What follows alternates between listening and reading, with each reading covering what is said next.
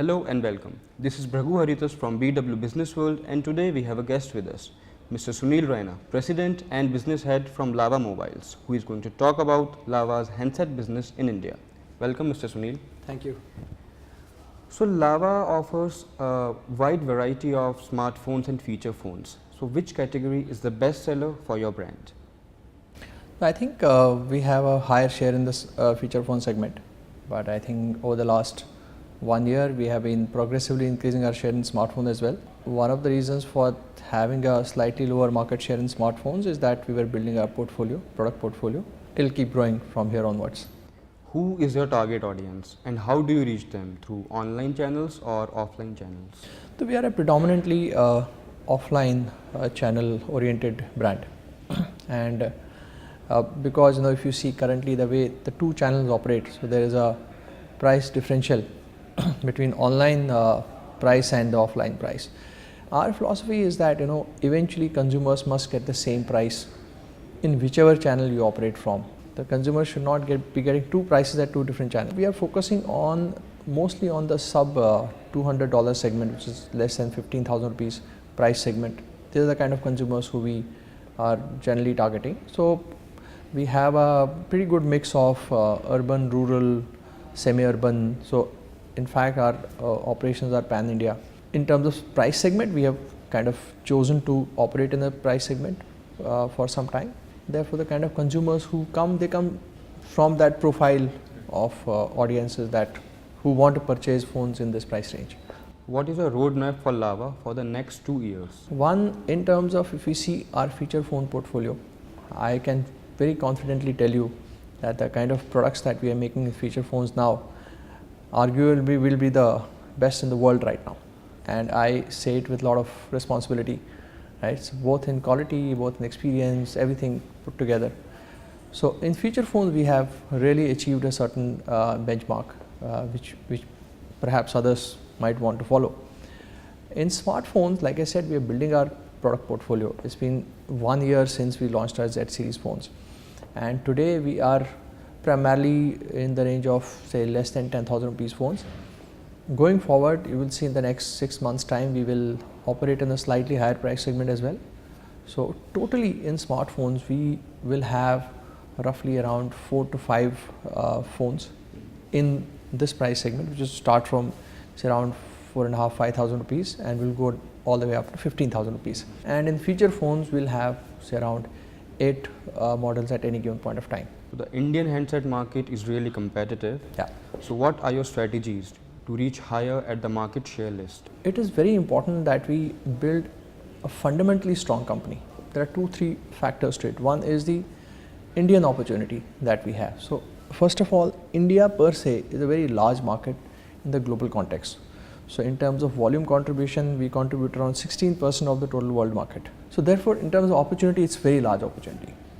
Like I said, in the less than 12,000 price segment, idea is to not just be leader in India, but also be a global leader. Right? That's the vision that we have set for ourselves. So what do we do for that? So if you look at this price segment, this is a segment where the consumers are looking for more value for money.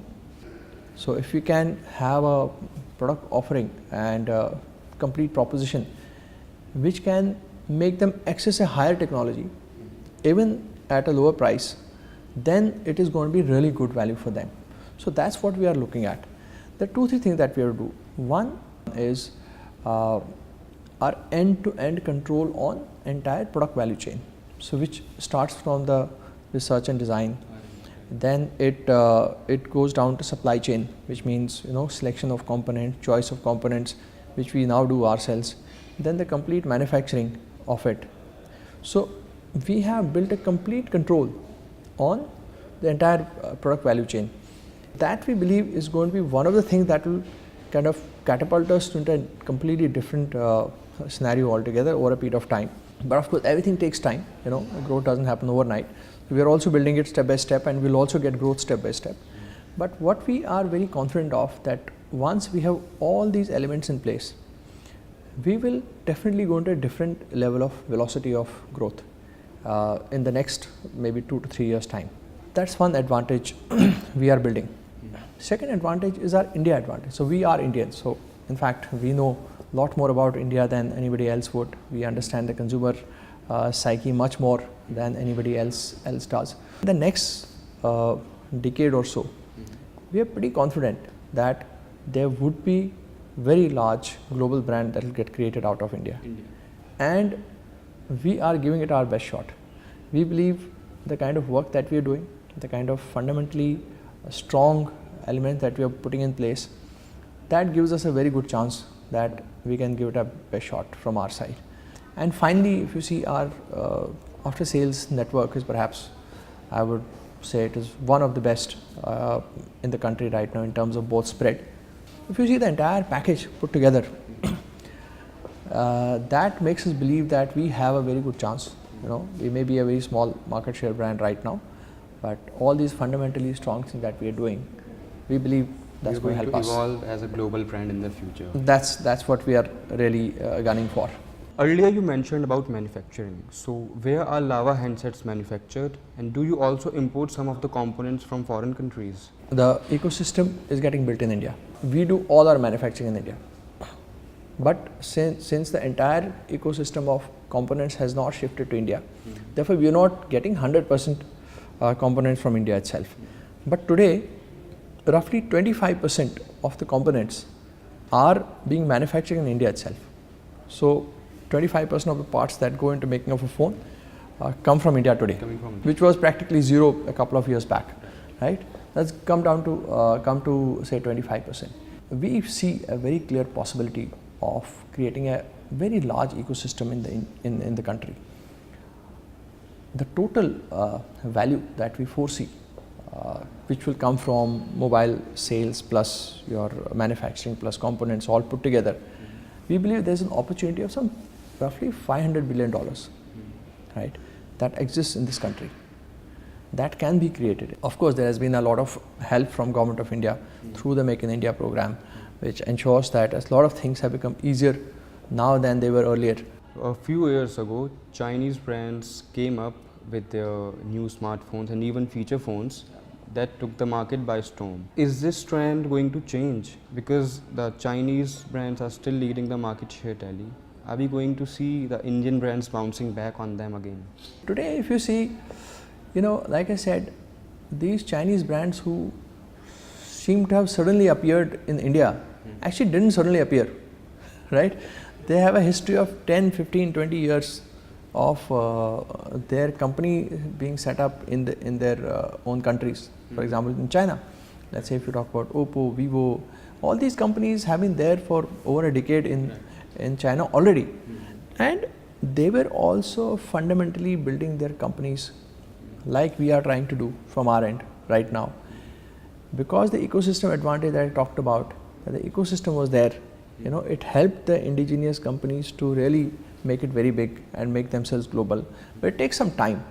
Now that ecosystem is shifting to India, we believe that similar advantage is coming to us.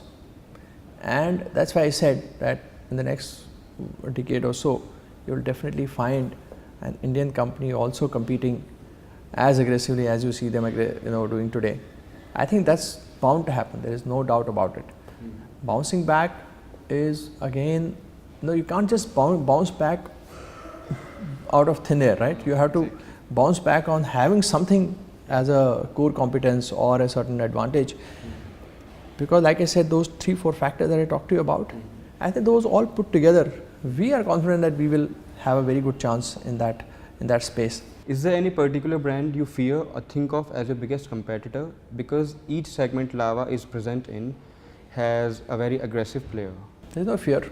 For sure there is no fear. But every competitor poses a certain challenge to you, and challenges only make you kind of work harder. I think this industry has seen at least different competitors, different challenges at different points in time, right? Some of them appear to be so disruptive for a period of time, and then after some time you realize, they kind of completely vanished, right? So I think such things don't worry us much. Yeah. But were your feature phone sales hampered by Reliance Jio phone? In terms of volume, we didn't drop. But yes, in terms of share, we would have lost some share. But volume wise, we have not got affected because overall market kind of exploded, so to say, with their entry. So Mahendra Singh Dhoni was signed earlier for Lava TV commercials. Did you witness substantial sales after those TV commercials were aired? Celebrity endorsement is one thing perhaps that every other brand has tried in this category. Why we were keen to have an association with someone like Mahendra Singh Dhoni was to really, be an expression of the brand values that we have. So it was not just a face that we want to show to people. Of course, that's an advantage that you get, but also somebody who could represent the values of the company. So what do you think is going to be the future of feature phones in India? Because many brands and even Lava is coming up with much affordable smartphones. Do you think people will still buy feature phones in the future? India is a very large country with a very large bottom of the pyramid population, right? So to serve them through means of communication, I think feature phone will remain there for some time. Smartphone may not be able to directly change the scenario in the next 2 years' time. Well, that was Mr. Sunil Raina for you. Thanks for talking to me.